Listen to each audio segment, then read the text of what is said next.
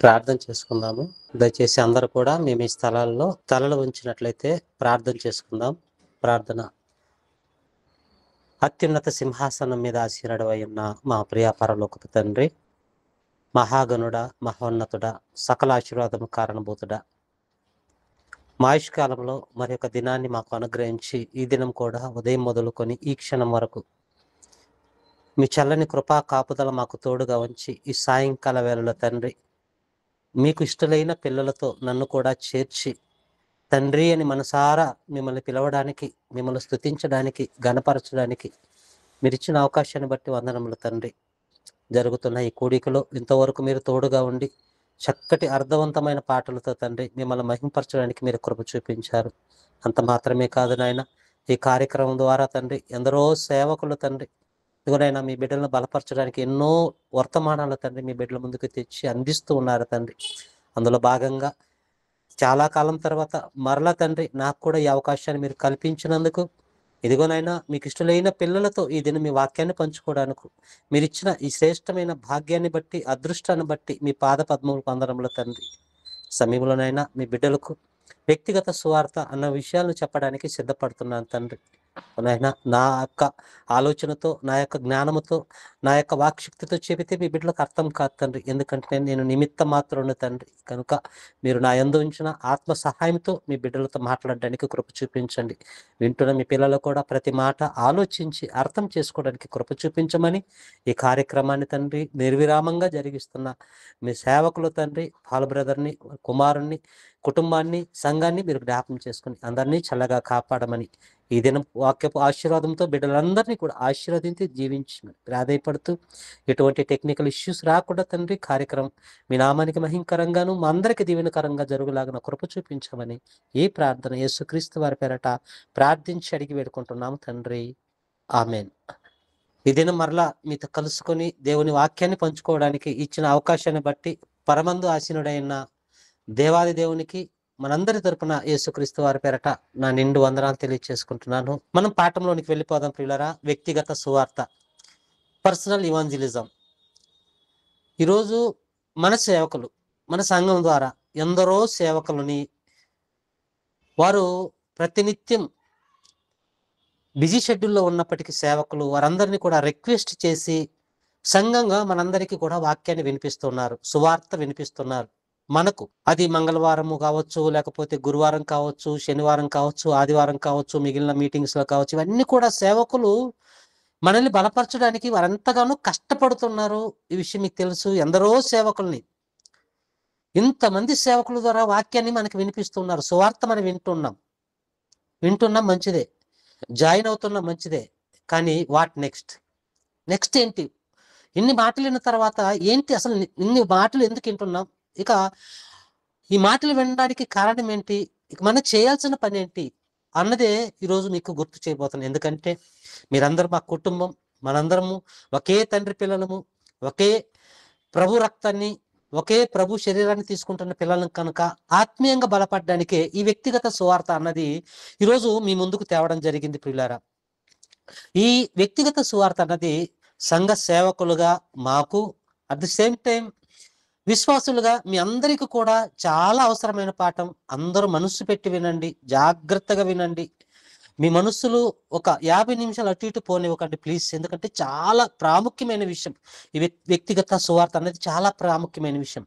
ఇప్పుడు ఈ వ్యక్తిగత సువార్త ద్వారా మన సంఘము చాలా అభివృద్ధి చెందుతుంది ప్రియమైన దేవుని పిల్లరా. కనుక జాగ్రత్తగా వినాలని మనస్ఫూర్తిగా మరొక్కసారి మా కుటుంబంగా మీ అందరిని కూడా ప్రేమతో కోరుతున్నాను. రైట్. ఇప్పుడు వ్యక్తిగత సువార్త అనగానే మనకు తెలుసు, సువార్త కొన్ని పద్ధతుల్లో మనం సువార్త చేస్తూ ఉన్నాం. అది మనకు తెలిసిన పద్ధతుల్లో మనం సువార్త అనేది మనం చేస్తున్నాం. అందులో మనకి తెలిసిన పద్ధతులు ఏంటంటే 1, 2, 3, 4 ఇలా కొన్ని పద్ధతులు అయితే మనకు తెలుసు. వాటిలో ఆ పద్ధతుల్లో మనకు తెలిసిన దాంట్లో మనం చేస్తున్నాం. ఎందుకంటే బైబిల్ ఏమంటుందంటే, మీరు మీ చేతికి వచ్చిన ఏ పైనైనా శక్తి లోపం లేకుండా చేయమన్నారు కనుక, ఆ మాట మనకు వినబడుతుంది కనుక, ఆ మాటను గౌరవించాం కనుక మనకు తెలిసిన రీతిలో మనం సువార్తనైతే మనం ప్రకటిస్తూ ఉన్నాం ఏదో ఒక విధంగా. కానీ ఇప్పుడు సువార్త చెప్పే విధానాలు ఇక కొన్ని ఉన్నాయి ప్రియులారా. సువార్త అనగానే చెప్పే విధానం ఎలా ఉంటాయంటే బహిరంగ సువార్త సభలు. ఇప్పుడు బహిరంగ సువార్త సభల్లో అనేక మందిని మనము సమకూర్చి, వందల మంది కావచ్చు, వేల మందిని సమకూర్చి వాక్యం చెప్పడం కాదు, చెప్పించడం. పెద్ద పెద్ద సేవకులను పిలిపించి చెప్పించడం, దీన్ని బహిరంగ సువార్త అంటారు. నెంబర్ 1 బహిరంగ సువార్త అయితే. నెంబర్ 2 వీధి సువార్త. వీధి సువార్త అనగానే వీధి సువార్త ఒక పల్లెనో లేకపోతే ఒక పట్టణాన్నో ఒక గ్రామాన్ని ఎంచుకొని ఆ గ్రామంలో క్రీస్తుని గురించి ప్రకటించడం, క్రీస్తును ఆ గ్రామానికి పరిచయం చేయడం, లేకపోతే ఆ పట్టణానికి ఆ పల్లెకు పరిచయం చేయడమే దీన్ని వీధి సువార్త అని అంటారు పిల్లరా. ఒకటి బహిరంగ సువార్త, రెండవది వీధి సువార్త, ఇక మూడవది ఇంటింట సువార్త. ఇంటింటికి అంటే ఇప్పుడు మనం కూడా ఒక ఇంటిని మనము సెలెక్ట్ చేసుకుంటాం. ఈరోజు పలానా ఇంటిని దర్శించాలి, ఆ ఇంటిని దర్శించి వారికి ప్రభువుని గురించి చెప్పాలి అని మరి సేవకులుగా చేస్తూ ఉంటారు. ఇది మీకు కూడా తెలుసు, ఎందుకంటే మీ అందరి గృహాలు కూడా సేవకులు దర్శిస్తూ ఉంటారు. ఇది ఇంటింటి సువార్త. ఇంటింటి సువార్త అని ఇది కూడా మనకు తెలుసు ప్రియులారా. ఇకపోతే నాలుగవదిగా సాహిత్య సువార్త. సాహిత్య సువార్త అనగా లిటరేచర్. సువార్త అనగా కరపత్రికల ద్వారా, లేకపోతే అంటే పాపులేట్ రూపంలో కావచ్చు, లేకపోతే బుక్స్ రూపంలో కావచ్చు. మనము కొంతమందికి ఈ లిటరేచర్ రూపంలో మనము కరపత్రికలు ఇచ్చి సువార్త ప్రకటిస్తుంటాం. ఇది ఒక విధమైన పరిచర్య. అయితే ఇంకా రకరకాల పరిచర్యలు ఏంటంటే, కొంతమంది అనాథులుగా ఉన్నప్పుడు వారి దగ్గరకు వెళ్ళి వారికి సువార్త ప్రకటించడం, లేకపోతే జైల్లో ఉన్న వారికి సువార్త ప్రకటించడం, దాన్ని జైలు సువార్త అని, బీదలకు సువార్త ప్రకటించడం, ఇవన్నీ కూడా రకరకాలుగా ఉన్నాయి. కానీ ముఖ్యంగా మనము ఈ 4 సువార్తలనైతే ఖచ్చితంగా మనము చూస్తూ ఉంటాం ప్రియులరా. అట్ ద సేమ్ టైం ఈ 4 సువార్తలతో పాటు ప్రాముఖ్యమైన, అవసరమైన, అత్యవసరమైన సువార్తే పర్సనల్ ఇవాంజలిజం. వ్యక్తిగత సువార్త అన్నది వీటన్నిటితో పాటు ఈ పర్సనల్ ఇవాంజలిజం అన్నది చాలా ప్రాముఖ్యమైనది ప్రియులారా. ఇప్పుడు ఈ పర్సనల్ ఇవాంజలిజం అన్నది ఎలా చేయాలంటే, మనం ఒక వ్యక్తిని ఎన్నుకోవాలి. ఆ వ్యక్తికి మనము వాక్యం చెప్పాలి. ఒక వ్యక్తిని ఎన్నుకొని ఆ వ్యక్తికి వాక్యం చెప్పాలి. ఇప్పుడు పర్సనల్ ఇవాంజలిజం చేసేటప్పుడు ఒక వ్యక్తిని ఎన్నుకున్నాం. ఎవరైనా కావచ్చు, మన సంఘంలో కావచ్చు, లేకపోతే మన బంధువుల్లో కావచ్చు, రక్త సంబంధికులు కావచ్చు, ప్రభువుని తెలియని వారు ఎందరో ఉన్నారు. ప్రభువును తెలుసుకున్న కొంతమంది తప్పుడు బోధలో ఉన్నారు, మనకు తెలుసు. అలాంటి వాళ్ళు ఎవరైనా మనం ఒకరిని ఎన్నుకున్న తర్వాత ఇప్పుడు వారికి వ్యక్తిగత సువార్త ద్వారా వారికి సువార్త ఎలా చెప్పాలంటే ప్రేమతో చెప్పాలి. ఒక వ్యక్తిని మనం ఎన్నుకున్న తర్వాత ఆ వ్యక్తికి వ్యక్తిగత సువార్త అన్నది ప్రేమతో చెప్పాలి. ఈ మాట ఎందుకుంటున్నానంటే, ఈరోజు కాస్త కూస్తో సత్యాన్ని తెలుసుకున్న మనము, జ్ఞానాన్ని తెలుసుకున్న మనము వెంటనే ఆ వ్యక్తి దగ్గరికి వెళ్ళి మీరు చేస్తున్నది తప్పు అనకూడదండి. డైరెక్ట్ గా మనం అనకూడదు. తప్పే కావచ్చు, కాస్త ఓపిక పట్టాలి. ఆ తప్పు ఎలా తప్పో తెలియచేయాలి. ఆ తప్పును ఒప్పింపు చేయాలి. ఆ తప్పు ఇదిగో మరలా చేయకుండా సత్యాన్ని కూడా అతనికి తెలియచేయాలి. కనుక ఈ వ్యక్తిగత సువార్తలో ఒక వ్యక్తికి సువార్త ప్రకటించేటప్పుడు అక్కడ గొడవలు ఉండకూడదు, డిబేట్లు ఉండకూడదు. ఉండాల్సినది ఒక్కటే, ప్రేమ ఉండాలి. ప్రేమతో మనం దేన్నై జయించవచ్చు. జ్ఞానము ఉప్పొంగు చేయును, ప్రేమ క్షేమాభివృద్ధి కలుగు చేయను అని వాక్యం సెలవిస్తుంది. విషయాలన్నీ మనకు తెలుసు. కనుక ఒక వ్యక్తిని ఎన్నుకున్న తర్వాత వ్యక్తిగత సువార్త ఇది.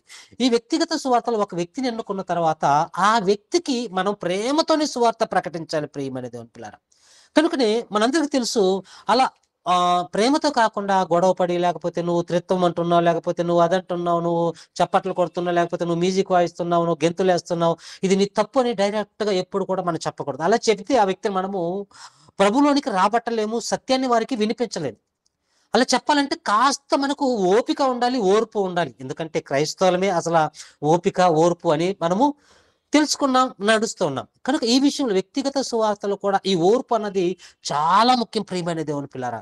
కనుక ఇప్పుడు యేసుక్రీస్తు ప్రభు వారిని కూడా మనము చూస్తూ ఉంటాం. యేసుక్రీస్తు ప్రభు వారు ఆయన కూడా ఒంటరిగా ఈ యొక్క ఈ ప్రపంచనాన్ని ఆయన ఒంటరిగా స్టార్ట్ చేశాడు. స్టార్ట్ చేసిన తర్వాత శిష్యుల దగ్గరికి వచ్చాడు. మనకు తెలుసు, ఒకసారి మత్తయి సువార్త 4:19 వచనాన్ని మనం చూస్తే, మాథ్యూ గాస్పల్ చాప్టర్ 4:19 మనం చూడగలిగితే అక్కడ రాయబడిన మాట నేను చదువుతున్నాను, మీరు వినండి.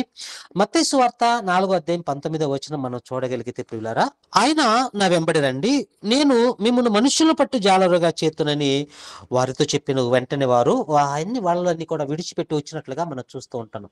అంటే ప్రభు కూడా ఒక వ్యక్తి దగ్గరికి వెళ్ళి ఆ వ్యక్తి చేపలు పట్టుకునే వ్యక్తి కావచ్చు, కానీ ఆ వ్యక్తిని ఎలా పిలిచాడంటే, రండి మీరు చేపలు పడుతున్నారు కదా, మిమ్మల్ని మనుషులు పట్టే జాలర్లుగా చేస్తానని ప్రభు ఎంత ప్రేమతో పిలిచాడో, ఆ ప్రేమను బట్టి వారు చేస్తున్న ప్రతి పనిని కూడా విడిచిపెట్టి వచ్చినట్లుగా కూడా మనకు తెలుసు.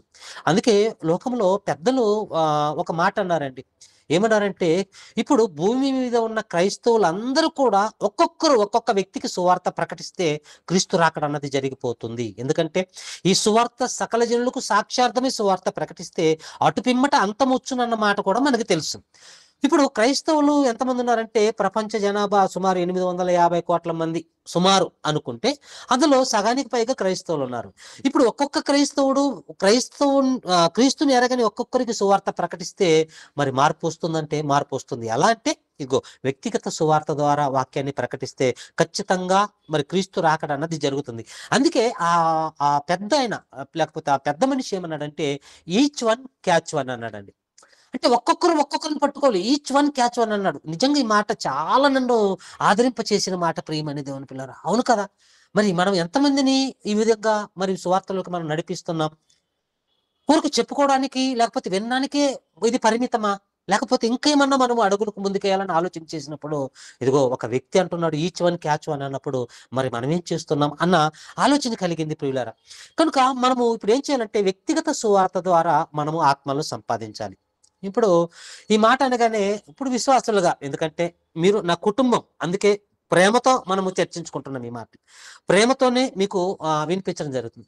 ఇప్పుడు మీకు అందరికి ఒక డౌట్ రావచ్చు. ఇప్పుడు వ్యక్తిగత సువార్త అనగానే, ఇప్పుడు సువార్త ప్రకటించేది మరి పాస్టర్ గారు కదా, మీరేంటండి మాకు చెప్తున్నారు, మేము విశ్వాసం కదా, మేము వినేవాళ్ళం కదా, ఈ పని పాస్టర్ గారిది కదా అని మీరు అనుకోవచ్చు ప్రియులారా. ఇది టోటలీ రాంగ్. సువార్త ప్రకటించడము కేవలము సేవకుని పని అనుకోవడం ఇది టోటలీ రాంగ్. ఎందుకంటున్నంటే, మీకు ఒక చిన్న ఎగ్జాంపుల్ చెప్తాను. ఇప్పుడు గొర్రెలు ఉన్నాయండి, గొర్రెలు కాచే కాపరి ఉంటాడు. గొర్రెలు కాపరి ఉంటాడా? ఉంటాడు. ఇప్పుడు గొర్రెలు ప్రతిరోజు కూడా గొర్రెల కాపరి తీసుకుని వెళ్తూ ఉంటాడు. అడవికి కావచ్చు, లేకపోతే వాటి వాటి మరి ఆ ఆహారం కొరకు ఆయన అడవిలోకో ఎక్కడికో ఒక దిక్కుకి తీసుకొని వెళ్తూ ఉంటాడు. అలా తీసుకొని వెళ్తూ ఉన్నప్పుడు ఈ కాపరి ఏం చేస్తుంటాడు? వాటిని మంచి ఆహారం ఎక్కడుందో ఆ మంచి ఆహారం దగ్గరకు నడిపిస్తాడు. నెంబర్ 1. మంచి ఆహారం ఎక్కడుందో ఆ మంచి ఆహారం దగ్గరికి ఆ కాపరి గొర్రెలు నడిపిస్తాడు. నెంబర్ 2, వాటిని కాస్తాడు. ఒకటి మేపుతాడు, రెండవది కాస్తాడు. కాయడం అంటే అది ఏ ఎలుగుబంటి బారిన పడకుండా, ఆ గొర్రెలు ఎలుగుబంటిన బారిన పడకుండా, లేకపోతే ఒక పులి, ఒక నక్క, ఒక తోడేలు, ఒక సింహం, ఈ క్రూర మృగాలు అంటాం మనం, వీటి బారిన పడకుండా సారీ వాటిని కాస్తూ ఉంటాడు. మనకు తెలుసు కాపరి ఇప్పుడు ఏం చేస్తాడంటే, ఒకటి మేపుతాడు, 2 కాస్తాడు. ఇప్పుడు గొర్రెలు ఉన్నాయి. ఈ గొర్రెలు పిల్లల్ని చేస్తాయా, లేకపోతే కాపరి పిల్లల్ని చేస్తాయా? ఇప్పుడు మీరు చెప్పాలి. నేను మైక్ తీస్తున్నా. పిల్లల్ని చేస్తాయా, కాపరి పిల్లలకి అంటారు? కాస్తున్న కాపరి గొర్రె పిల్లలకి అంటారా, లేకపోతే గొర్రె పిల్లలకి అంటాయా? మీరు చెప్పాలి ఒక్కసారి. గొర్రెలు చెప్పండి. గొర్రెలే. అవునా? Thank you sir. సరే, ఇప్పుడు మా మైక్ పెడుతున్నా అండి, అంటే వాయిస్ క్లారిటీ కొరకు. ఇప్పుడు పెద్దలు ఆత్మీయులు చెప్పినట్లుగా గొర్రె పిల్లలను కండం మనం చూస్తుంటాం, కాపరి కండం. కనుక ఇప్పుడు టోటలీ రాంగ్ ఎందుకని అంటే ఇదే. ఇప్పుడు ఇది మనం ఏమనుకుంటున్నామంటే, ఇది సేవకుల పని, వాళ్ళు చేసే పని, ఇది మా పని కాదు అన్నట్టుగా మనం ఉన్నాం ప్రియులరా. అది కాదు, అది కరెక్ట్ కాదు. కనుకనే ఇప్పుడు నేనేమంటున్నానంటే, కాపరి పని ఏంటంటే మంచి మేత మనకేయాలి, మంచి మేత మనల్ని మేపాలి, అట్ ద సేమ్ టైం మనల్ని కాయాలి, మనల్ని మంచి వాక్యంతో మేపాలి. నిజంగా బెంగళూరులో ఈ హౌస్ ఆఫ్ జీసస్ క్రైస్ట్ లో ఉన్న మీరు చాలా అదృష్టవంతులు. మరలా చెప్తున్నాను, ఈ హౌస్ ఆఫ్ జీసస్ క్రైస్ట్ లో ఉన్న మీరందరూ కూడా నిజంగా చాలా అదృష్టవంతులు. ఎందుకు ఈ మాట అంటున్నానంటే, ఈరోజు ఎంత మంది సేవకులు మీకు ఎన్ని మంచి వాక్యాలు వింటున్నారో. నేను యూట్యూబ్ ఛానల్ కూడా ఫాలో అవుతూ ఉంటాను, అలానే గ్రూప్ లో కూడా ఉన్నాను. ఎందుకంటే నేను ఎందుకు ఫాలో అవుతున్నంటే, నేను బెంగళూరులో ఉన్నాను, అక్కడే పుట్టాను, అక్కడే పెరిగాను, అక్కడే చదువుకున్నాను. మరి అక్కడ ఉన్నప్పుడు లోకంలో ఉన్నాను. కానీ దేవుడు నన్ను పట్టుకున్నాడు. ఈరోజు మహారాష్ట్ర ప్రాంతంలో పెట్టాడు. నేను బెంగళూరు ప్రాంతాన్ని మరలా చూసినప్పుడు ఆ బెంగళూరు ప్రాంతంలో మరలా నాకు దేవుడు మీ మధ్యలో ఒక స్థానం, ఒక అన్నగా, ఒక తమ్ముడుగా నాకు మరలా మీ మధ్య స్థానాన్ని కల్పించాడే. అందుని బట్టి నేను ఎంతగానో ఆనందిస్తాను ప్రియమైన దేవుని పిల్లరా. కనుక మీరు సత్యంలో ఉన్నారు. సత్యంలో ఎంతో మంచి దైవజనులు మీ దగ్గరకు వచ్చి మంచి మాటలు మీకు అందిస్తున్నారు. మీ సేవకులు మిమ్మల్ని చాలా బాగా కాస్తున్నారు, చాలా బాగా మేపుతున్నారు. ఎందుకంటే ఎన్నో రకరకమైన బోధలు ఈరోజు మనం చూస్తూ ఉంటాం ప్రియులారా. ఆ బోధల్లో మనం పడిపోకుండా మనల్ని కాపాడడానికి సేవకులు కష్టపడుతున్నారు. కనుక సేవకుడి బాధ్యత ఏంటంటే బాగా కాయాలి, బాగా మేపాలి. కనుక పిల్లలకి అనేది ఎవరంటే ఖచ్చితంగా గొర్రెలే పిల్లలు కనాలి. రైట్. ఇప్పుడు గొర్రెలు మనమే కనాలి ప్రియమైన దేవుని పిల్లరా. ఇప్పుడు మనకు వచ్చిన ఇంకొక డౌట్ ఏంటంటే, ఈరోజు ఆ సమాజంలో ఉన్నవారు కూడా ఏం చేస్తారంటే, ఇప్పుడు ఒక వ్యక్తిని మనం దేవునిలోనికి నడిపించాలంటే, ఇప్పుడు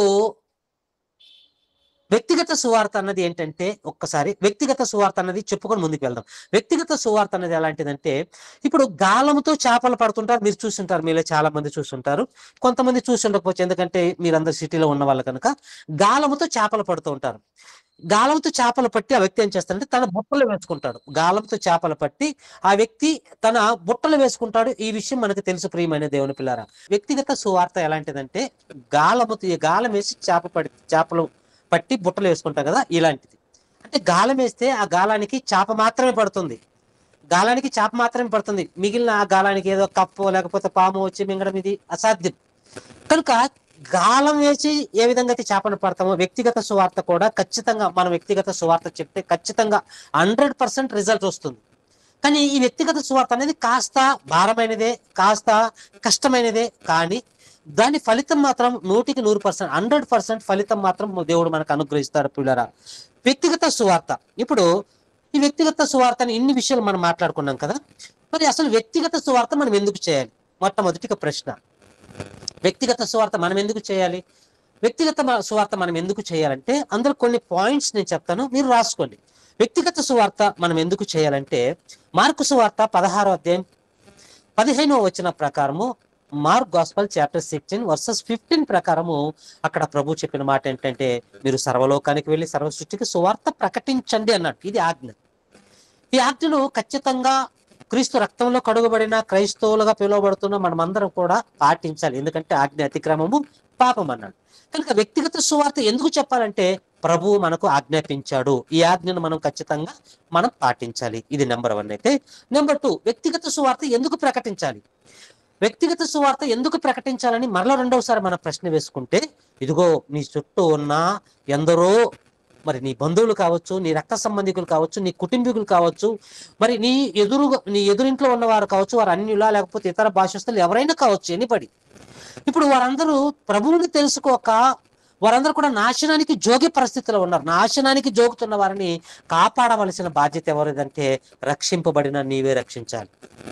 మనం రక్షింపబడ్డాం కదా.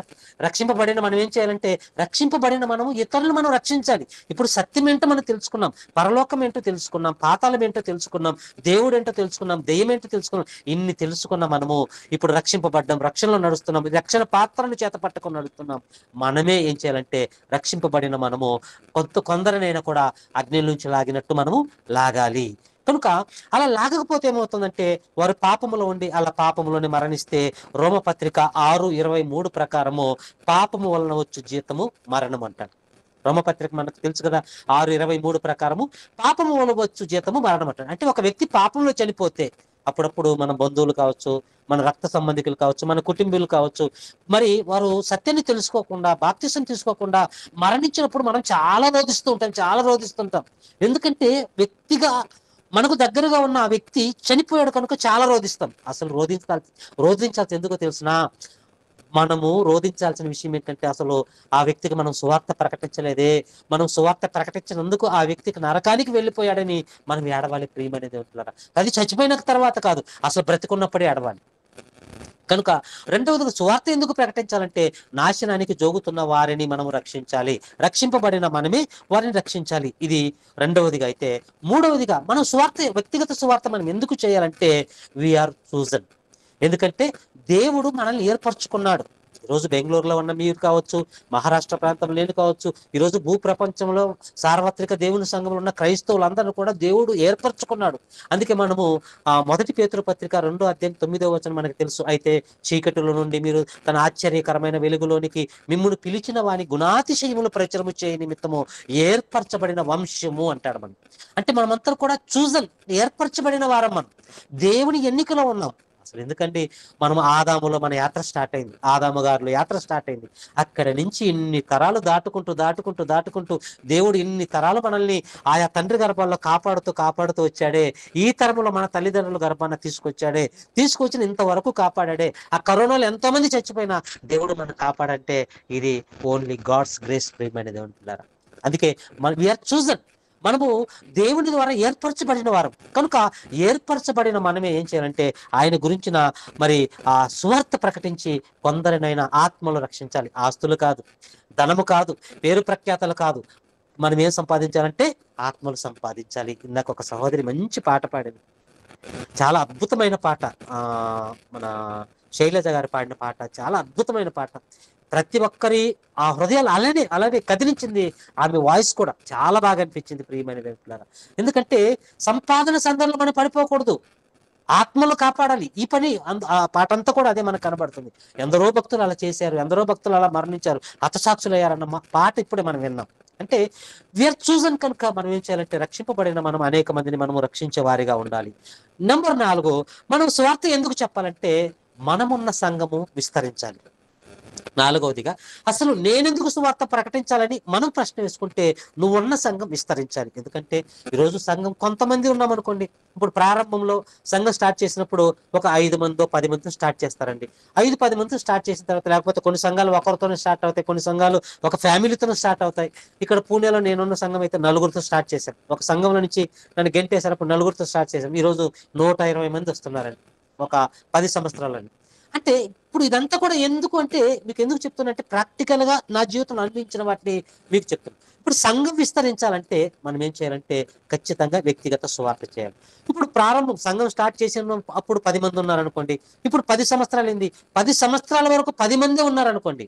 ఇక్కడ ఫాల్ట్ సేవకూడదా విశ్వాసాలు అంటే సేవకూడదని మీరు అనడానికి వీల్లేదు. ఎందుకంటే ముందుగానే చెప్పాను, గొర్రెల్ని కనాల్సింది ఎవరంటే గొర్రెలే. అవునా?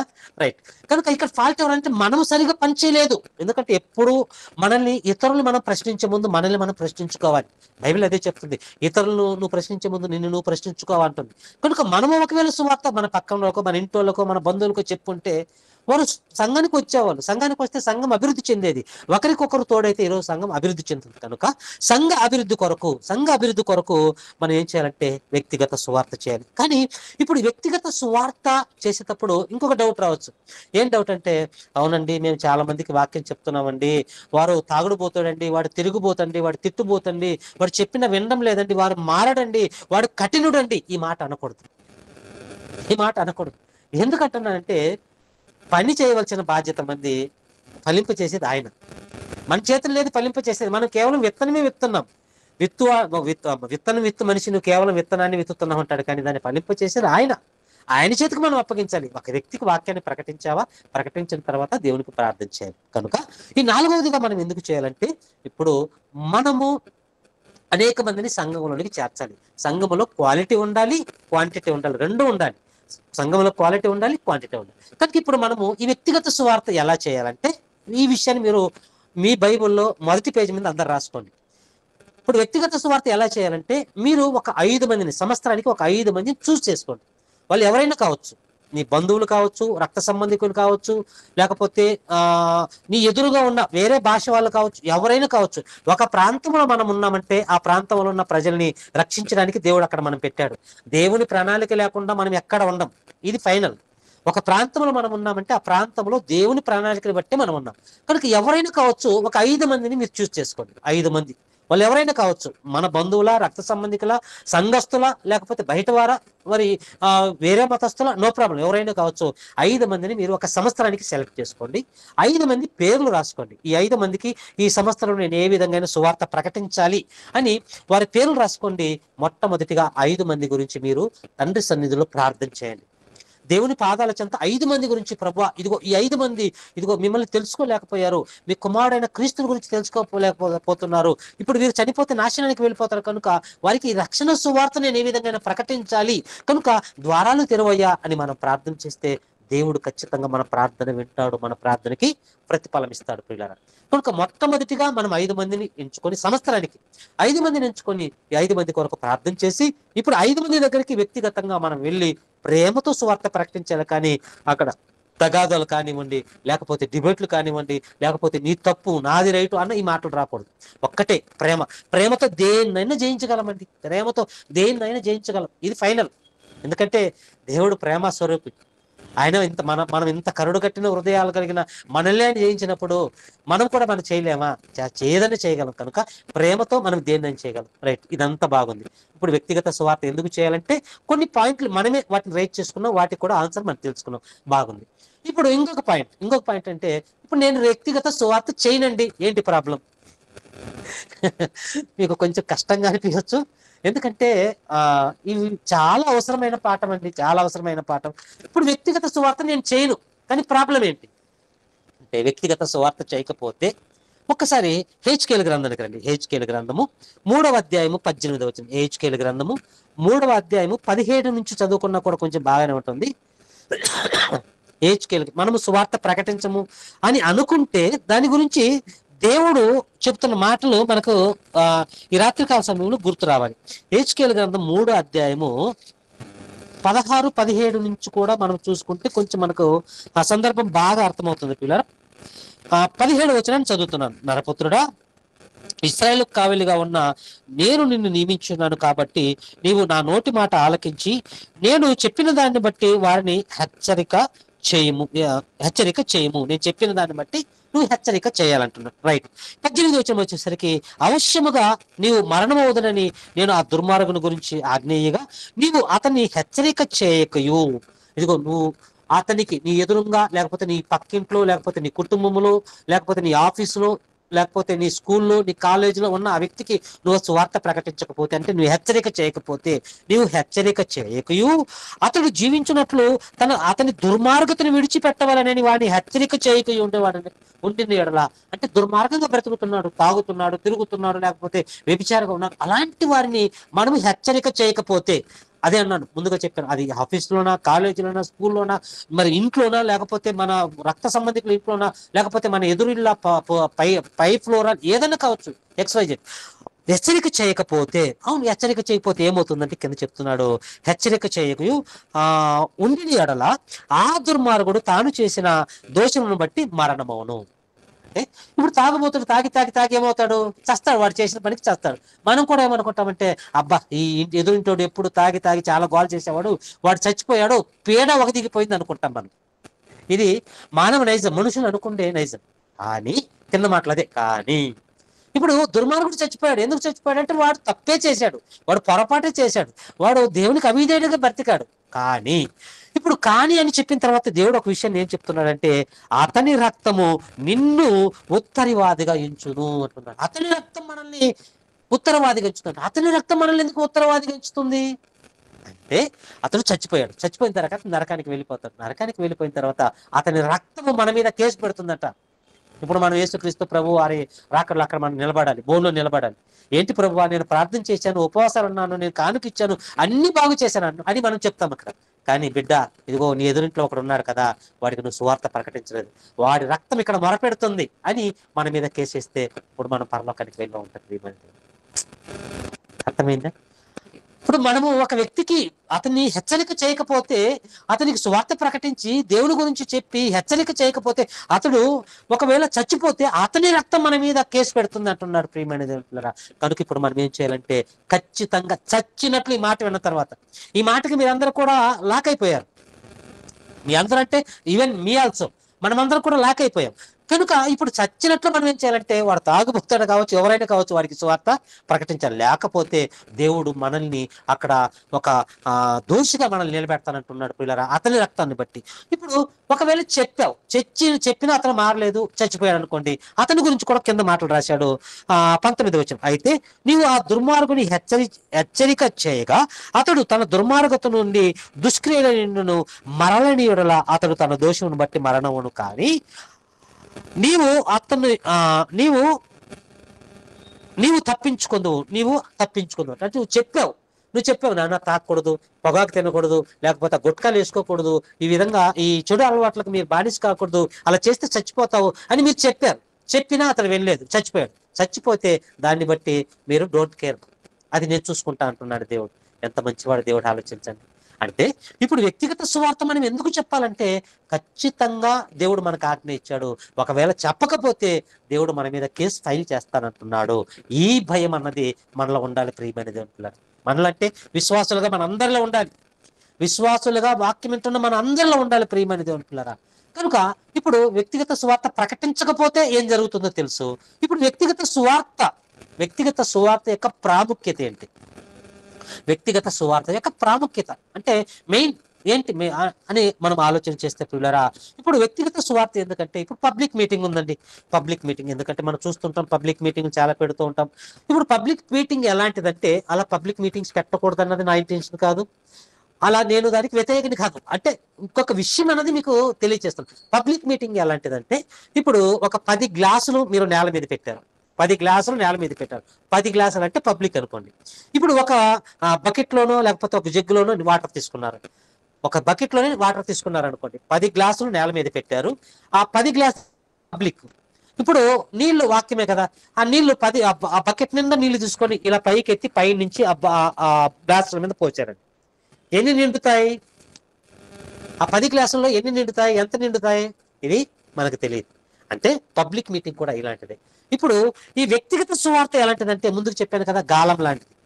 ఇప్పుడు వల వేసామనుకోండి, ఒక నదిలో కానివ్వండి, ఒక ఆ చెరువులో కానివ్వండి, వల వేసామనుకోండి, ఆ వలలో ఏమేమి వస్తాయంటే చేపలు వస్తాయి, ఆ వలలో ఏమొస్తాయంటే పాములు వస్తాయి, ఆ వలలో ఎండ్రకాయలు వస్తాయి, ఆ వలలో కప్పలు వస్తాయి, ఆ వలలో చెత్త వస్తుంది, చెదారం వస్తుంది, అన్నీ వస్తాయి వలలో. అదే గాలం వేసామనుకోండి, గాలానికి ఏమొస్తుంది? చాపే వస్తుంది. అంటే వ్యక్తిగత సువార్త అంటే చాపకు గాలం వేస్తే చాపే పడుతుంది. ఇప్పుడు పబ్లిక్ సువార్త ఎలాంటిదంటే పైనుంచి నీళ్లు పోస్తే ఏది నిండుతుందో ఏది నిండుతో కూడా మనకు తెలియదు. ఇప్పుడు వ్యక్తిగత సువార్త ఎలాంటిదంటే, మరలా చెప్తున్నాను, ఆ బకెట్లో నీళ్లు కింద పెట్టుకొని, ఆ బకెట్ నీళ్ళు కింద పెట్టుకొని ఈ 10 గ్లాసులు ఆ బకెట్లో ముంచి ఆ గ్లాస్ ఒక్కొక్కటి ఆ పక్కన పెడితే ఒక్క డ్రాప్ కూడా వేస్ట్ కాదు. అర్థమైంది మీకు?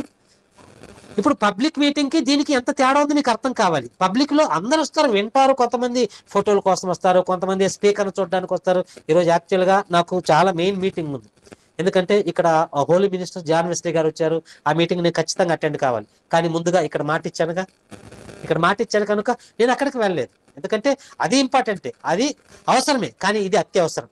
ఎందుకంటే గత వారమే నా డేట్ ఉన్నది, ఒక రోజుది మరి సేవకులకు చెప్పి శ్యాంపాల్ గారికి చెప్తే తను అడ్జస్ట్ చేశాడు. మరలా ఈ వారం చెప్పడం అది నాకు మనసు రాలేదు కనుక అక్కడ అవసరం, కానీ ఇక్కడ అత్యవసరం కనుక ఆగిపోయానండి. రైట్. ఇప్పుడు ఈ వ్యక్తిగత సువార్త అన్నది ఇప్పుడు ఎలాంటిదంటే, ఒక బకెట్ నిండా నీళ్లు పెట్టుకుని ఒక గ్లాస్ తో ముంచి పక్కన పెడితే ఒక్క డ్రాప్ కూడా వేస్ట్ కాదు. అలానే మీరు ఈ వ్యక్తిగత సువార్త చేస్తే ఇందులో ఒక డ్రాప్ కూడా వేస్ట్ కాదు ప్రియులారా. రైట్, ఇంతవరకు మనకు అర్థమైపోయింది. ఇప్పుడు ఇంకొక పాయింట్ ఏంటంటే ఈ వ్యక్తిగత సువార్త బైబిల్ ఎవరైనా చేశారా? దానివల్ల వచ్చిన ఫలితం ఏమన్నా ఉందా? ఈ వ్యక్తిగత సువార్త బైబిల్ ఎవరైనా చేశారా? దాని గురించి ఫలితం ఉందంటే ఎందరో చేశారండి. అందులో అపోస్తులు ఉన్నారు, మన రక్షకుడైన యేసుక్రీస్తు ప్రభు వారు ఉన్నారు, తర్వాత పౌలు గారు ఉన్నారు, శిష్యులు చేశారు. వీళ్ళందరూ కూడా వ్యక్తిగత సువార్త చేసినట్లు మనకు కనబడుతుంది. కానీ ఈ వ్యక్తిగత సువార్తలో ఎక్కడ ఎవరు కూడా ఫెయిల్ కాలేదు. 100% వారందరూ కూడా రిజల్ట్ తెచ్చుకున్నారు, పాస్ అయ్యారు ప్రియమైన దేవుని. అందులో మనకు కొన్ని బెస్ట్ ఎగ్జాంపుల్స్ మాత్రం మీకు తెలియజేస్తాను, జాగ్రత్తగా నోట్ చేసుకోండి. మనకు తెలుసు, యోహాను సువార్త 3వ అధ్యాయంలో మనకు నికోదేము గారు కనబడతారు. యోహాను సువార్త 3వ అధ్యాయంలో నికోదేము గారు కనబడతారు. ఆయన ఎవరంటే, ఆయన ఒక పరిసయ్యుడు కాకుండా ఈయన ఒక ధర్మశాస్త్రోపదేశకుడు. అంటే ఆ రోజుల్లోనే ఆయనున్న ప్రాంతంలో ఆయన స్టేటస్ చాలా గొప్పది, మంచి ఒక పొజిషన్ లో ఉన్నాడు, మంచి స్టేటస్ లో ఉన్నాడు. అలాంటి వ్యక్తి ప్రభు దగ్గరకు వచ్చాడు. ఎప్పుడు వచ్చాడు అంటే మీరు చదువుకున్నారు, మీకు తెలుసు కనుక 3వ అధ్యాయాన్ని మీరు రాసుకోండి, మరలా చదువుకోండి. ప్రభువుని కలవడానికి ఎప్పుడు వచ్చాడంటే రాత్రిపూట వచ్చాడు. అంటే రహస్యంగా వచ్చాడు. పబ్లిక్గా వస్తే ఏమవుతుంది? పబ్లిక్గా వస్తే ఇతనికి అప్పటికే తన స్టేటస్ చాలా గొప్ప స్థితిలో ఉంది. ఈయన ఒక ధర్మశాస్త్రోపదేశకుడు, 10 మందికి చెప్పేవాడు. ఇప్పుడు ఈయన ప్రభు దగ్గరకు వస్తే 10 మంది ఏమని అనుకుంటారేమో అని, అంటే తన స్టేటస్ ఎక్కడ పడిపోతుందని రహస్యంగా ప్రభు దగ్గరకు వచ్చాడు. ప్రభు దగ్గరకు వచ్చిన తర్వాత ప్రభు వదిలిపెడతాడా? వదిలిపెట్టడండి. ప్రభు ఎలాంటి వాడంటే ఆయన గాలం వేసాడంటే ఖచ్చితంగా చిక్కిపోవాలంతే. అది ఎలాంటి వారైనా కావచ్చు.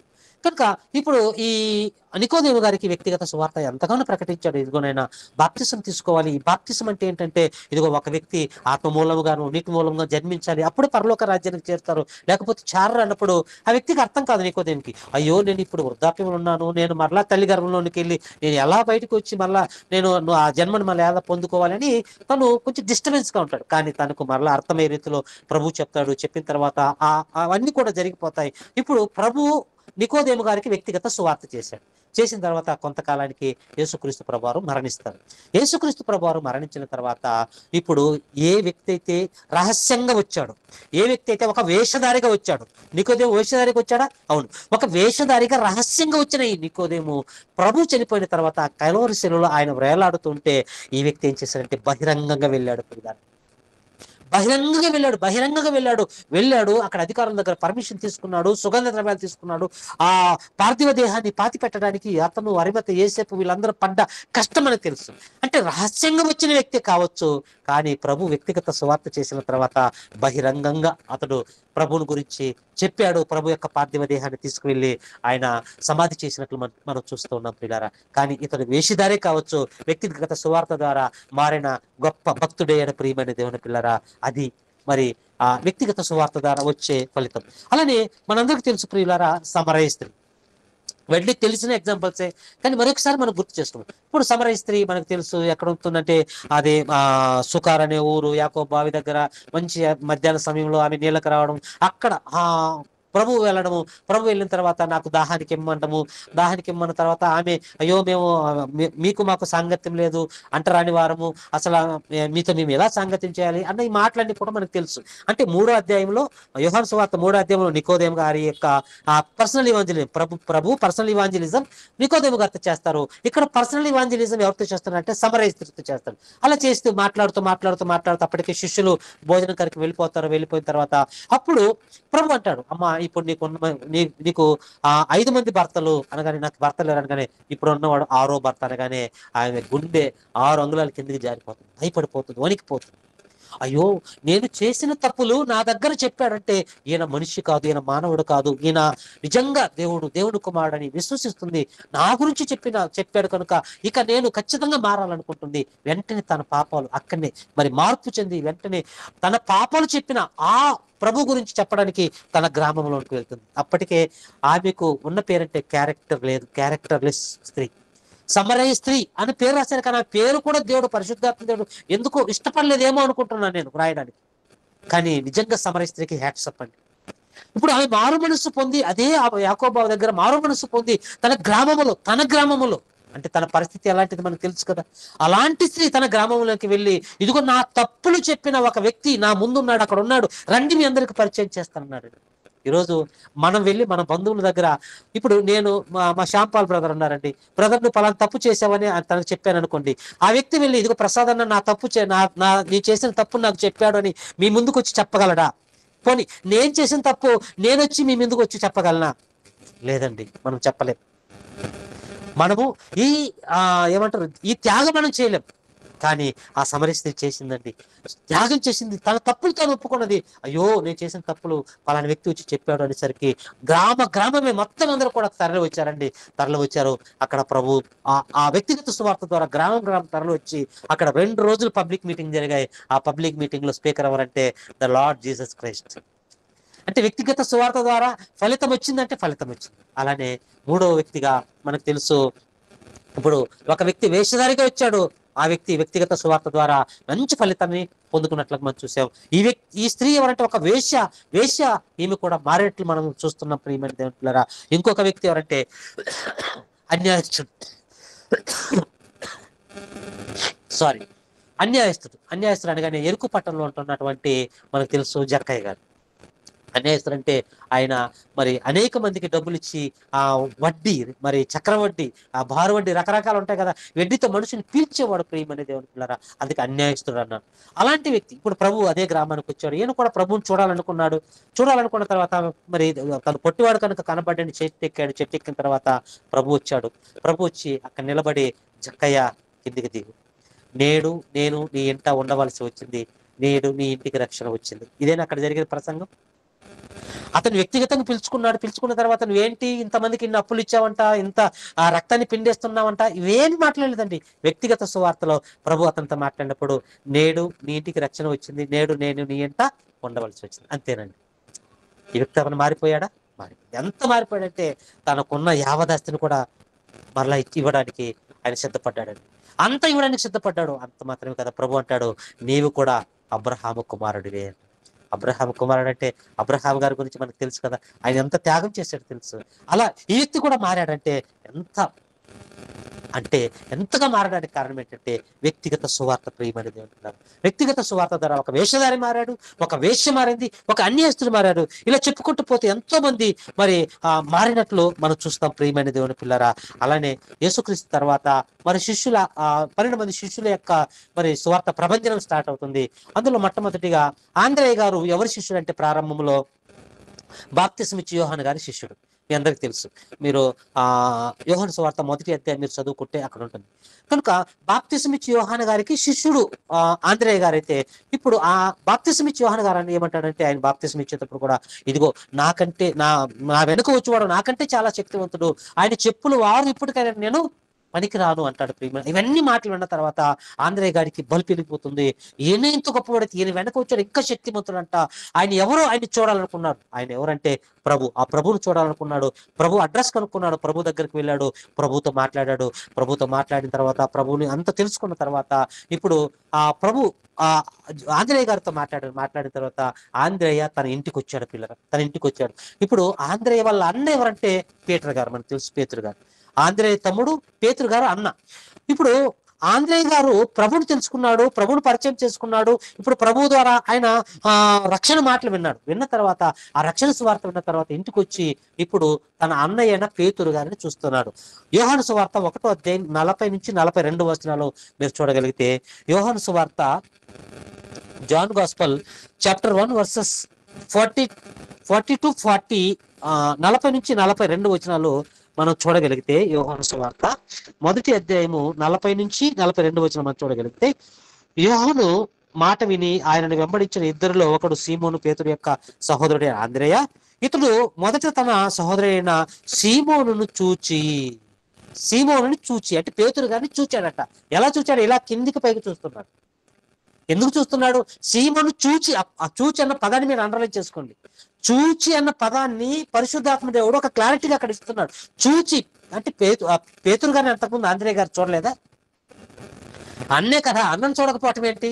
మరలా అక్కడ ప్రత్యేకంగా చూచి అనడం ఏంటి అంటే, ఇప్పుడు ఆంద్రేయ ఇంటెన్షన్ ఏంటంటే, నేను ప్రభువుని పొందుకున్నాను, ప్రభువుని రక్షకుడుగా నేను స్వీకరించాను అని ఇప్పుడు పేతురు గారిని కిందికి పైకి చూస్తున్నాడు. కానీ బాడీ అంతా బాగుంది, ఆకారం బాగుంది, 6 ప్యాక్ లేకపోతే మంచి ప్యాక్ మనకు తెలియదు ఎలా ఉన్నాడు పేతురు గారిని మనం చూడలేదు. ఓకే, కానీ అందంగానే ఉండొచ్చు. కానీ ఇప్పుడు పేతురు గారిని కిందికి పైకి ఎందుకు చూస్తున్నాడంటే, అయ్యా నేనైతే ప్రభువుని పొందుకున్నాను, ప్రభువుని సురక్షకుడుగా నేను అంగీకరించాను, నీకు ప్రభు లేడయ్యా, నీ జీవితంలో ప్రభు లేడయ్యా, ప్రభు లేడు అన్నా, నీ జీవితంలో ప్రభు లేడు అని అప్పుడు ప్రభువుని పరిచయం చేశాడండి ఆంద్రేయ. తన అన్నయ్యన పేతురు గారికి ప్రభువుని పరిచయం చేశాడు. అంటే ప్రభువుని పరిచయం చేసిన తర్వాత అదే పేతురు గారు ఇక ప్రభువులో అక్కడక్కడ మనిషి జీవితంలో పడటము లేవడం సహజమే. ఇలా తను కూడా కొన్నిసార్లు పొరపాటు చేసిన తర్వాత ఇదే వ్యక్తిగత సువార్త ఆంద్రేయ చేసిన తర్వాత పేతురు గారు నిలబడ్డాడు.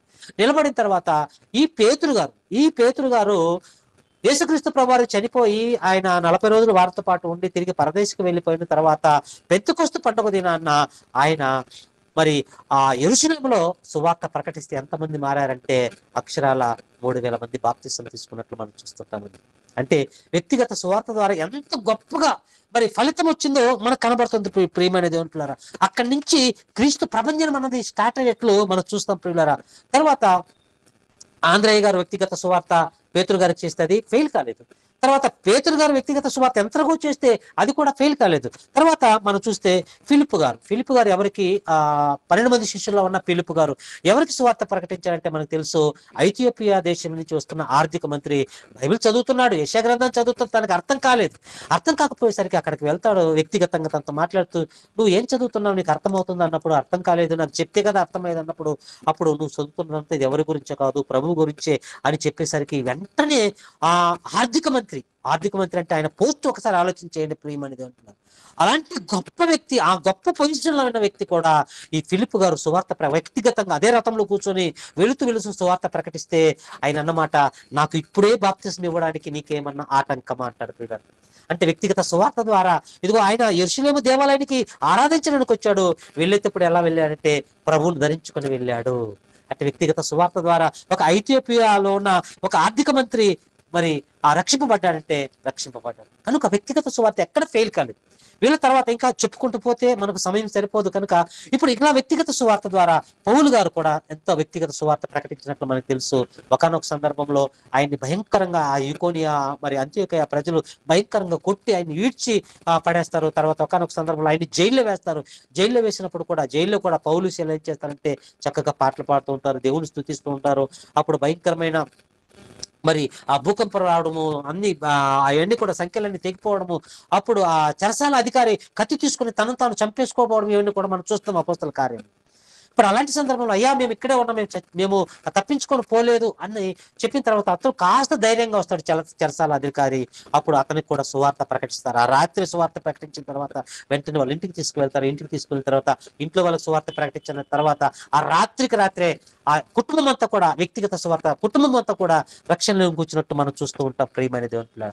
అంటే వ్యక్తిగత సువార్త ద్వారా ఎన్ని ఫలితాలు వస్తున్నాయో ఇవన్నీ కూడా మనం చూస్తున్నాం ప్రియమైన దేవుని. కనుక ఇప్పుడు వ్యక్తిగత సువార్త ద్వారా ఫలితం వచ్చిందా బైబిల్ ఎవరైనా చేశారంటే యేసుక్రీస్తు ప్రభువు చేశారు. అందుకు గొప్ప ఫలితాన్ని మనం చూసాము. అలానే 12 మంది శిష్యుల్లో అందరూ చేశారు, అందులో మనము ఆ ఫలితాన్ని చూసాము. అపోస్తులైన పౌలు గారు ఆయన చేసిన మరి వ్యక్తిగత సువార్త, అందులో ఫలితాన్ని కూడా మనం చూసాం. రైట్, ఇప్పుడు చివరి ప్రశ్న. ఇదంతా బాగుంది కదా, ఇంతవరకు బాగుంది. ఇప్పుడు చివరి ప్రశ్న, ఈ వ్యక్తిగత సువార్త ఎవరు చెప్పాలి, ఎందుకు చెప్పాలి అన్నది మనం చదువుకున్నాం. చెప్పకపోతే ఏంటి చదువుకున్నాం, కానీ ఎవరు చెప్పాలి ఈ లాస్ట్ పాయింట్ జాగ్రత్తగా మీరు నోట్ చేసుకోండి ప్రియులారా. ఈ వ్యక్తిగత సువార్త అన్నది ఎవరు చెప్పాలి? నెంబర్ 1, రక్షింపబడిన నీవే చెప్పాలి. నెంబర్ 1 ఎవరు? చెప్పే వ్యక్తి రక్షింపబడి ఉండాలి. అంటే ప్రభువుని మనం రుచి చూసి ఉండాలి, ప్రభు గురించి మనం తెలుసుకొని ఉండాలి. రక్షింపబడిన మనమే ఇతరులను రక్షించగలం. ఎందుకంటే మనకి తెలుసు ఆ ప్రభువుల యొక్క లోతు, ఎత్తు, ఆయన ప్రేమ, ఇవన్నీ కూడా మనకు తెలుసు. కానీ ముందు మనం చెప్పాలంటే మనము రక్షణలోనికి రావాలి. నెంబర్ 2, దీన్ని మీరు జాగ్రత్తగా రాసుకోండి. నీ వ్యక్తిగత జీవితం కూడా బాగుంటేనే నువ్వు సువార్త ప్రకటించాలి. నేను సువార్త ప్రకటిస్తున్నా అంటే నా వ్యక్తిగత జీవితం బాగుండాలి. ఎందుకంటే ఈ మాట నేను ఎందుకు నొక్కి చెప్తున్నా అంటే 1 Peter chapter 1 verses 14 ప్రకారము, 1 Peter chapter 1 verses 14 ప్రకారం, మొదటి పేతురు పత్రిక 1వ అధ్యాయము 14వ వచనం ప్రకారం అక్కడ మరి రాయబడిన మాట అంటే, నేను పరిశుద్ధుడు కనుక మీరు కూడా పరిశుద్ధులుగా ఉండాలి. ఎందుకంటే ఇదిగో జగత్తు పునాది వేయబడక మునిపే మనం ఎలా ఉండాలని దేవుడు కోరుకున్నాడంటే పరిశుద్ధులుగా, నిర్దోషులుగా ఉండాలని దేవుడు కోరుకున్నాడు. అదే మాటని మరల పేతురు గారు కూడా మరల మనకి జ్ఞాపకం చేస్తారు ప్రియమైన దేవుని పిల్లరా. కనుక దేవుడు పరిశుద్ధుడు కనుక ఇప్పుడు ఆయన గురించి ప్రకటించాలంటే మనం కూడా ఎలా ఉండాలంటే పరిశుద్ధులుగా ఉండాలి, నిర్దోషులుగా ఉండాలి, నిష్కలంకులుగా ఉండాలి. మనలో పాపం పెట్టుకొని మనం ఇతరులకు చెప్పేవారిగా మనం అనుకుంటాం. అలా చెప్పామనుకోండి, పోవయ్య బలి చెప్పావు, నీవే తప్పు చేసే మళ్ళీ నువ్వు వచ్చి మాకు చెప్తావా, పోవయ్య నువ్వు చాలు మీ దేవుడు చాలు అంటారండి. అందుకే అంటాడు, అన్ని జనుల మధ్య ఆయన నామము దూషింపబడుతుంది అన్న మాట మనం వింటాం. ఎందుకంటే ఇలా చేయడం వల్ల నా వ్యక్తిగత జీవితం బాగోలేకుండా నేను వెళ్ళి ఏం ప్రకటించినా కూడా అది దేవుని నామానికి దూషణ వస్తుంది, కానీ ఆయన నామానికి మహిమ రాదు. కనుక చెప్పే వ్యక్తి రక్షింపబడి ఉండాలి. చెప్పే వ్యక్తి యొక్క క్యారెక్టర్ అన్నది బాగుండాలి, పర్ఫెక్ట్ గా ఉండాలి ప్రియమనేది. అందుకే పౌలు గారు అంటాడు, నేను క్రీస్తుని పోలి నడుచుకున్న ప్రకారం మీరు కూడా నన్ను పోలి నడుచుకుంది అంటాడు. అంటే ప్రభువులోకి వచ్చిన తర్వాత ఆయనలో ఏమన్నా ఫాల్ట్ మనకు కనపడదు. అందుకే ఆయన అంత ధైర్యంగా ఆ మాట అనగాలంటే, నిజంగా ఆ మాట అనాలంటే గట్స్ ఉండాలి, ధైర్యం ఉండాలి, అలా బ్రతుకుండాలి. కనుక ఇప్పుడు వ్యక్తిగత సువార్త మనం ఇతరులకు ప్రకటించాలంటే ఇప్పుడు మనము మన బంధువులకి ఎవరికైనా వ్యక్తిగత సువార్త ప్రకటించడానికి వెళ్తామండి. మనము తప్పు చేస్తూ, లేకపోతే నేను సీరియల్ చూస్తూ చూస్తూ మీ ఇంటికి వచ్చి, అమ్మ ఏంటమ్మా సీరియల్ చూస్తున్నావు అంటే వాళ్ళు ఏమంటారు? ఏంటన్నా నేను నువ్వు చూడలేదా అంటారా అనరా? అంటే నేను టీవీ చూస్తూ సీరియల్ చూస్తూ నీకు వచ్చి చెప్తే, అన్న నువ్వు నిన్న చూసావు కదా అంటారా అనరా? అంతే. ఇది నీకు అర్థమైతే ఇప్పుడు చెప్పేటప్పుడు మన జీవితం ఎలా ఉందంటే ప్రాక్టికల్ గా మనం బ్రతకాలి, ఇతరులు బ్రతికించాలి. బ్రతికించు. కనుక చెప్పేటప్పుడు మనం కూడా మన జీవితంలో పొరపాట్లు ఉంటే ఆ పొరపాటును సరి చేసుకొని మనం చెప్పడానికి ప్రయత్నించాలి. ఎందుకంటే అపవాదికి మనం అవకాశం ఇవ్వకూడదు ఏలు పెట్టి చూపించడానికి. కనుక దేవుడు అదే అన్నాడు, నేను పరిశుద్ధుని కనుక మీరు కూడా పరిశుద్ధులుగా ఉండాలి. అలా కాకుండా చెప్పేది ఒకటి మనం చేసేది ఒకటైతే అది ప్రయోజనం లేదు. చెప్పేది ఒకటి చేసేది ఒకటైతే దానివల్ల ఈ వ్యక్తిగత సువార్త ద్వారా ఫలితం రాదు. ఫలితం రావాలంటే ఖచ్చితంగా మనం బ్రతికి చూపించాలి. బ్రతికి మనం సువార్త ప్రకటించాలి. అప్పుడు ఖచ్చితంగా ఫలితం అన్నది వస్తుంది. కనుక ఇప్పుడు మనల్ని మనం సెల్ఫ్ ఎగ్జామిన్ చేసుకోవాలి. ఎందుకంటే నేను ఎలా ఉన్నాను నాకు మాత్రమే తెలుసు కదా. ఇప్పుడు మీరు ఎలా ఉన్నారో మీకు మాత్రం తెలుసు. ఎవరి అంతరాత్మ వారికి మాత్రం తెలుసు. కనుక మనల్ని మనం పరిశీలించుకోవాలి. ఈ సెల్ఫ్ ఎగ్జామిన్ అన్నది ఎప్పటి వరకు జరగాలంటే మన మరణం వరకు జరుగుతూనే ఉండాలి. ప్రతిరోజు మనల్ని మనం పరీక్షించుకోవాలి.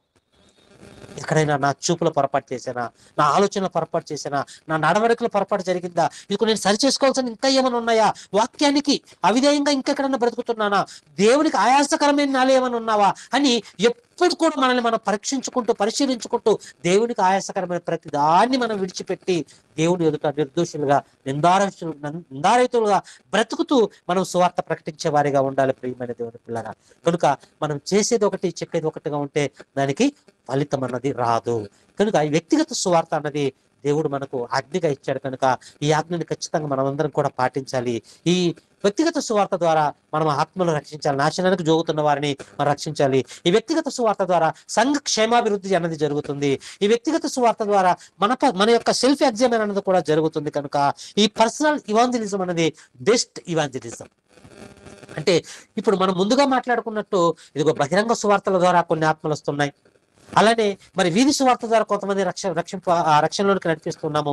అదే విధంగా మరి ఇంటింటి సువార్త ద్వారా లేకపోతే కరపత్రికల ద్వారా అనేక మంది రక్షిస్తున్నాం. అలానే వాటన్నిటితో పాటు ఇది చాలా ప్రాముఖ్యమైనదే వ్యక్తిగత సువార్త. అదే personal evangelism, the best evangelism. ఈ వ్యక్తిగత సువార్త మనం చేసినప్పుడు ఖచ్చితంగా 100% మనము ఫలితాన్ని పొందుకుంటాం. పిల్లరా, దేవుని ఎదుట కొన్ని ఆత్మలను మనం అప్పగిస్తే ఇదిగో మా పౌలు గారు అంటాడు, నా కొరకే కదా నీతి కిరీటము, నీ కొరకు కూడా ఉంది అంటాడు. పిల్లరా, ఆ నీతి కిరీటం కొరకే కదా ఇంత కష్టపడుతున్నాం మనం. ఆ వాడబారని ఆ మహిమా కిరీటం కొరకే కదా మనం ఇంత కష్టపడుతుంది. ప్రతిరోజు మీరు సమయాన్ని ఇచ్చించి ఎందుకు దేవుని సన్నిధికి వస్తున్నారంటే, ఇదిగో మీరు వాక్యం వింటున్నారా, ఆ విన్న మాటలు నలుగురికి చెప్పండి. ఆ నలుగురు మీరు టార్గెట్ చేసుకోవాలి. అది నేను ముందుకు చెప్పినట్లు ఒక 5 మందిని టార్గెట్ పెట్టుకోండి. 5 మందికి సంవత్సరంలో మీరు వాక్యాన్ని చెప్తూనే ఉండండి. ఖచ్చితంగా రిజల్ట్ వస్తుంది. వారి కొరకు ప్రార్థన చేయండి. అలా మనము కొన్ని ఆత్మలు రక్షణలోనికి తీసుకొస్తే దేవుడు మనకు ప్రతిఫలం ఇస్తాడు. పిల్లరా, అలా కాకుండా మనం ఎవరికి సువార్త ప్రకటించకుండా మనమే మన ఆత్మీయ జీవితాన్ని కాపాడుకుంటూ అలానే మనము నేనే విశ్వాసగా ఒకవేళ చనిపోతే ఆ హెచ్కేల్ గ్రంథం 3వ అధ్యాయం 18వ వచనం చదివినప్పుడు భయం అనిపించింది. పిల్లరా, కనుక మనం అలా సెల్ఫిష్ గా ఉండకుండా, నేను రక్షింపబడ్డాను చాలు అనుకోకుండా ఇతరులు కూడా రక్షించే వారిగా మనం ఉండాలి. అలా ఉన్నప్పుడే దేవుడు ఆనందపడతాడు. దేవుడు మనల్ని దీవిస్తాడు, మన సంఘాన్ని దీవిస్తాడు, మన కుటుంబాన్ని దీవిస్తాడు. మనం దీవింపబడాలంటే ఇన్ని సువార్తలతో పాటు వ్యక్తిగత సువార్త, పర్సనల్ ఇవాంజలిజం అనేది చాలా ప్రాముఖ్యమైన సువార్త పరిచర్య. ప్రియులరా, దీనివలన మరి ఇది కొంచెం కష్టంగానే ఉంటుంది. నేను ముందుగా చెప్పాను కదా, కొంతమంది వినరు, కొంతమంది పట్టించుకోరు, కొంతమంది ఎదురు తిరుగుతారు. అయినా కూడా కష్టమే, కానీ ఫలితం మాత్రం 100% ఫలితం అన్నది మనకి దక్కుతుంది. కనుక వారు వినండి, మారడండి, ఇది మన పని కాదు. ఆ దేవుడు ఫలితాన్ని ఇచ్చేది ఆయన. కనుక ఆయన చేతికి అప్పగిస్తాం. చేయవలసిన బాధ్యత మంది, ఫలితాన్ని ఇచ్చేది దేవుడు. కనుక ఈ వ్యక్తిగత సువార్త యొక్క ప్రాముఖ్యత, ఎందుకు చేయాలి, ఇది ఎలా చేయాలి, ఎవరు చేయాలి అని ఎన్ని మాటలు విన్నా మనము ఖచ్చితంగా ఈ వ్యక్తిగత సువార్త చేసేవారిగా ఈ రోజు నుంచి మీరు మొదలు పెట్టాలని మనస్ఫూర్తిగా కోరుకుంటూ ఈ మాటలతో మిమ్మల్ని హెచ్చరిస్తూ నన్ను నేను హెచ్చరించుకుంటున్న మాటలు ముగిస్తూ చిన్న ప్రార్థన చేస్తాను. కళ్ళు మూసుకొని పిల్లరా, పరిశుద్ధమైన తండ్రి, ప్రేమ కలిగిన మా నాయన, రాత్రికాల సమయంలో తండ్రి బెంగళూరు ప్రాంతంలో నివసిస్తున్న మీకు ఇష్టమైన పిల్లలతోనైనా మీ మాటలు పంచుకోవడానికి మీరు కృప చూపించినందుకే వందనములు తండ్రి. అవును ప్రభా, మాకు తెలిసిన విధంగా మేము సువార్త ప్రకటిస్తున్నాం తండ్రి. అది మాత్రమే అనుకున్నాం. కానీ వ్యక్తిగత సువార్త ఒకటి ఉంది. ఆ వ్యక్తిగత సువార్త ద్వారా మేము ఇన్ని పనులు చేయాలి, చేయకపోతే వచ్చే నష్టం ఏంటో, చేస్తే వచ్చే లాభం ఏంటో ప్రతిదీ కూడా నాయన ఈరోజు మా కళ్ళ కట్టినట్టుగా మాకు వినిపించారు తండ్రి. అందుని బట్టి మిమ్మల్ని స్తుతిస్తున్నాం నాయన, గణపరుస్తున్నాం దేవా. మీ బిడ్డలకు తండ్రి ఏ మాటలైతే చెప్పాలని ఆశపడ్డానో ఆ మాటలు చెప్పడానికి మీరు కూడా కృప చూపించారు. మీ బిడ్డలందరూ కూడా తండ్రి శ్రద్ధాభక్తులతో విన్నారు నాయన. విన్న వాక్యం తండ్రి దుష్టుడు ఎత్తుకొని పోకుండా ప్రతి హృదయంలో ఫలించి మంచి ఫలాలు తీసుకొచ్చేలాగిన సహాయం చేయండి తండ్రి. విశేషంగా నాయన సంఘాన్ని నడిపిస్తున్న పెద్దల తండ్రి మరి పాలయ్య గారిని మీరు జ్ఞాపకం చేసుకోండి, అమ్మగారిని జ్ఞాపకం చేసుకోండి తండ్రి. వృద్ధాప్యం ఉంటున్న మీ బిడ్డలకు తండ్రి ఆయురారోగ్యాలు అనుగ్రహించండి తండ్రి. మరింతగానైనా మీ సేవలు ఇంకా బలంగా వాడుకోమని ప్రార్థన చేస్తున్నాం. అదేవిధంగా తండ్రి మరి శ్యాంపాల్ గారి కొరకు, వారి కుటుంబం కొరకు ప్రార్థన చేస్తున్నాం తండ్రి. సంఘ బిడ్డలందరి కొరకు ప్రార్థన చేస్తున్నాం తండ్రి. ఇదిగోనైనా ఈ సంఘాన్ని ప్రేమించి అందరైతే సేవకులు మీ వాక్యాన్ని అందిస్తున్నారో ఆ సేవకులు మరి కాస్తున్న సంఘాన్ని కూడా మీరు జ్ఞాపకం చేసుకోండి తండ్రి. ఇదిగోనైనా ఈ సమయంలో సంఘంలో మరి బలహీనంగా అనారోగ్యంగా ఎవరైనా తండ్రి అట్టి వారిని మీరు జ్ఞాపకం చేసుకోండి తండ్రి. మీరు ముట్టి స్వస్థపరిచి సంపూర్ణమైన ఆరోగ్యాన్ని అనుగ్రహించమని ప్రార్థన చేస్తున్నాం. అదే విధంగానైనా ఈ దినం ఏ వాక్యం అయితే విన్నామో తండ్రి ఆ వాక్యానికి తండ్రి మేమందరం కూడా తండ్రి లోబడి ఆ వాక్య ప్రకారం జీవిస్తూ అనేక మందికినైనా వ్యక్తిగత సువార్త ద్వారా మేము మీ మాటలు తెలియచేసి కొందరినైనా అగ్ని నుంచి లాగినట్లు లాగే బాధ్యతను, ఆ భాగ్యాన్ని మాకు అనుగ్రహించమని ప్రాధాయపడుతూ సంఘాన్ని, సేవకులను మీ పవిత్రమైన స్థలాలకు అప్పచెప్పుకుంటూ మరలా వచ్చేవారు తండ్రి మీ పిల్లలతో కలుసుకునే భాగ్యాన్ని నాకును అనుగ్రహిస్తున్నందుకు వందనాలు తెలియజేసుకుంటూ అంతవరకు మీ కృపా కాపుదల మాకు తోడుగా వచ్చి నడిపించమని ఈ ప్రార్థన మీ కుమారుడును మరక్షకుడు యేసుక్రీస్తు వారి శ్రేష్టమైన నామంలో ప్రార్థించి అడిగి వేడుకుంటున్నాం తండ్రి. ఆమేన్.